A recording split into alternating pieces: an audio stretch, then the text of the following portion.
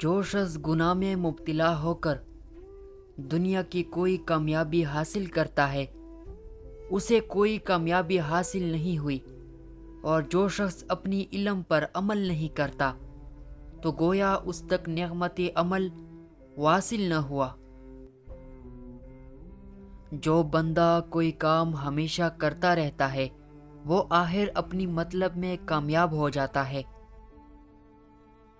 جو شخص باطل کی پناہ لیتا ہے وہ عزت نہیں پاتا، اور جو شخص رذیل افعال کا مرتکب ہو وہ کامیاب نہیں۔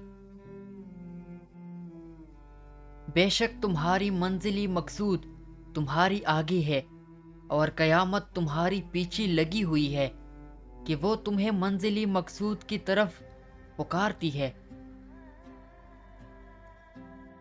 بہترین مروت یہ ہے کہ آدمی مال و دولت سے اپنی بھائیوں کی مدد اور خبر گیری کرے، اور تمام حالات میں ان کی ساتھ مساوات رکھے۔ لوگ اکثر نرم لہجوں سے کتنی سخت بات کر جاتے ہیں کہ ان کی لفظوں کی تپش بھولنے میں ایک عمر لگ جاتی ہے۔ دلوں میں فرق آ جائے تو دلیلیں، منتیں اور فلسفے بیکار ہو جاتی ہے۔ کریم اتنا ہے کہ ناراض بھی ہو تو بھوکا نہیں رہنے دیتا، شکر اس خدا کا۔ اب خود کو اتنا سنوارنا ہے کہ پانے والے کو قدر ہو اور کونے والے کو افسوس۔ بہانے ڈھونڈتی ہے نبھانے والی بھی اور چھوڑنے والے بھی۔ انسان سب کچھ بھول جاتا ہے لیکن اپنی بھی قدری نہیں بھولتا۔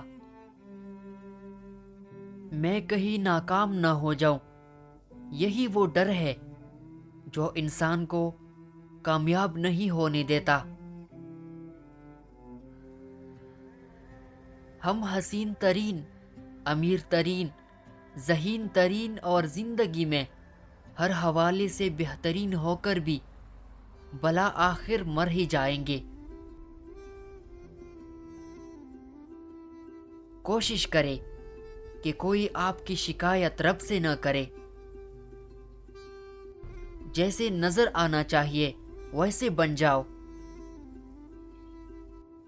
اگر ایک کر سکتا ہے تو تم بھی کر سکتے ہو، اور اگر کوئی نہیں کر سکتا تو تمہیں لازمی کرنا چاہیے۔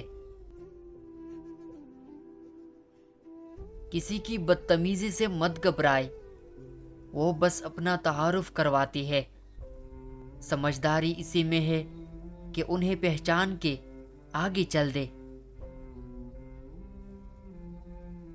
لوگوں کو حق بات بھی وہ پسند ہے جو ان کے حق میں ہو۔ پسند کی عورت چاہیے تو اس کی کمزوری کو پکڑو۔ عورت کی کمزوری دولت کی سوا کچھ نہیں۔ مشورہ دینے والی پر صرف یہ فرض ہے کہ رائے دینے میں پوری کوشش کرے، اور کامیابی کا وہ کوئی ضامن نہیں